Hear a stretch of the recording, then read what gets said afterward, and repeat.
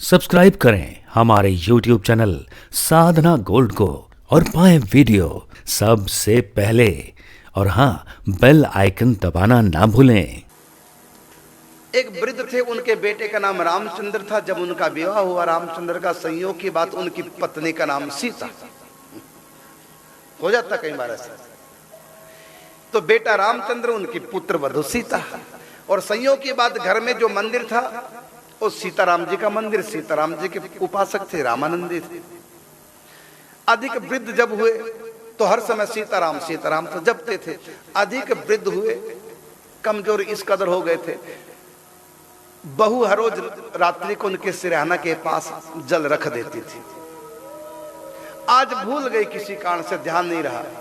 रात्रि को जब इस वृद्ध को प्यास लगी, उसने अपनी बहू को पुकारा। जोर से तो बोल नहीं पाता था, कमजोर अधिक, और ज्यादा भी नहीं बोल पाता था। बड़ा धैर्य रख करके, हिम्मत करके, किसी तरह किशोरी पानी, सीता पानी, इतना ही बोला, सीता पानी, बस।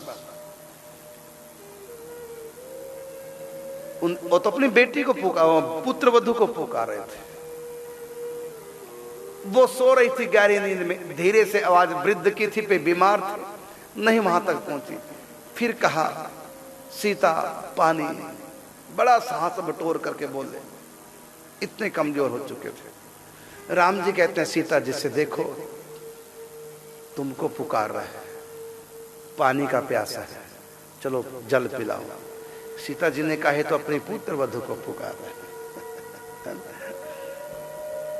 तो राम जी कहते हैं, तुम्हारा नाम भी तो सीता है ना, तुम जाके पिला दो। तो मातेश्वरी जानकी पिलाती हैं जल को। रसोई में जाती है, वहां से गिलास भर के लाती है, उनको उठाती है और जल पिलाती है और फिर चली जाती है। रात भर सपनों में सीताराम को देखते रहे। सुबह उठ करके हैरान, जो ही मैंने जल पिया, बहू के हाथ रात हुआ क्या छूने से। रात भर सीताराम जी के ही सपने आते रहे। सुबह बहू जब आई, बहू से कहा, बेटी सीता, कल तुमने रात को क्या पिलाया था?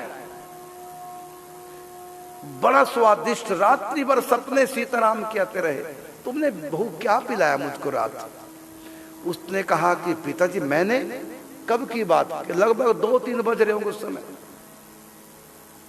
मुझको प्यास लगी थी, मैंने कहा, बेटी सीता, सीता पानी, तो तुम ही तो लाई थी।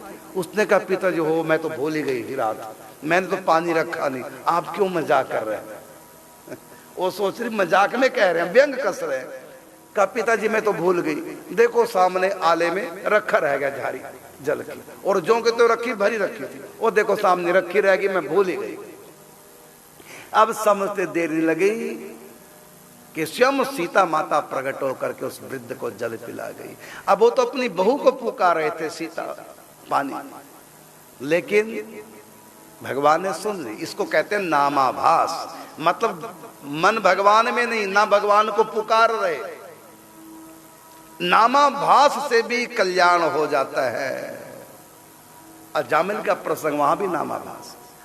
तो कबीर दास जी कहते हैं कि गयो गुरु पास तुम महिमा ना जानी, अहो नाम भास काम करे कही यूं कबीर है। नाम भास से भी कल्याण हो जाता है।